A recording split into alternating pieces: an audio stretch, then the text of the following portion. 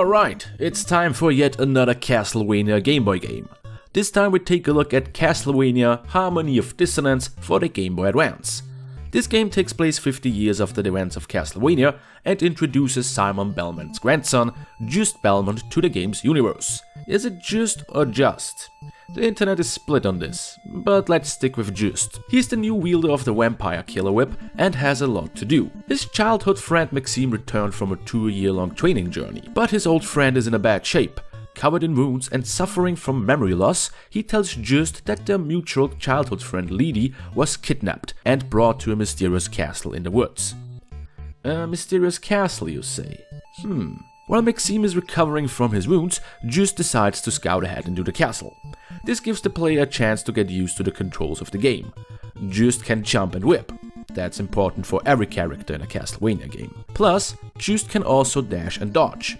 He also has access to various sub-weapons like the familiar dagger, the holy fire, or a punch attack. Just can also collect various armor pieces and accessories to power up his whip. And let's not forget the relics, which empower Just further. Oh, and there are spellbooks too. You heard right. Just is able to cast magic spells varying by his sub-weapons or equipped book.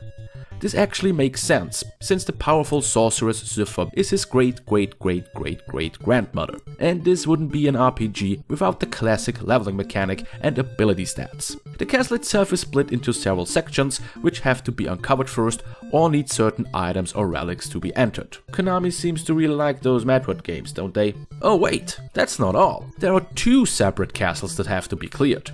That sounds like a lot of running. At least the warp device linking the castles looks nice.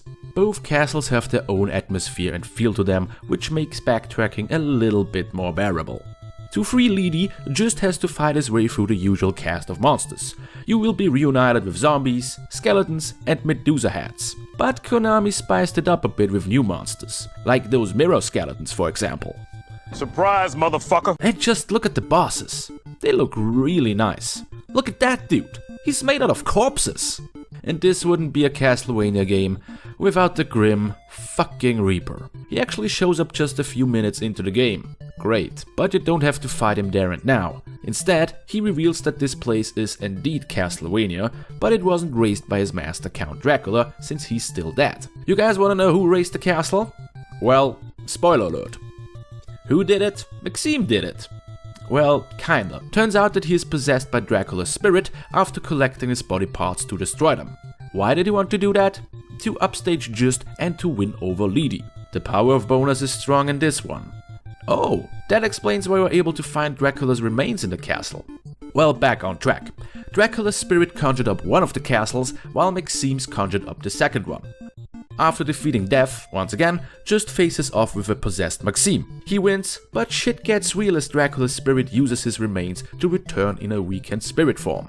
Just does what a Belmont does and sends the douche of darkness back to hell. The game ends with Maxime and Lydie saved and the 3 friends living happily ever after. Ooh, I smell yet another victory bang coming up. Nice. But what do I think of the game itself? Well, it's fun. The story feels like a remix of Castlevania 2 and the Game Boy game Castlevania 2 Belmont's Revenge. The dual castle system is really fun too, but the backtracking can be a little bit boring for players who aren't fans of collectathons. But if you are a completionist, you can help Just decorate a special room in the castle just for him.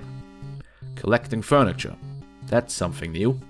To be honest, I couldn't find anything wrong with the game. Konami delivered yet another solid installment to the game series. I give Castlevania Harmony of Dissonance 8 out of 10 mirror skellies. Surprise, motherfucker!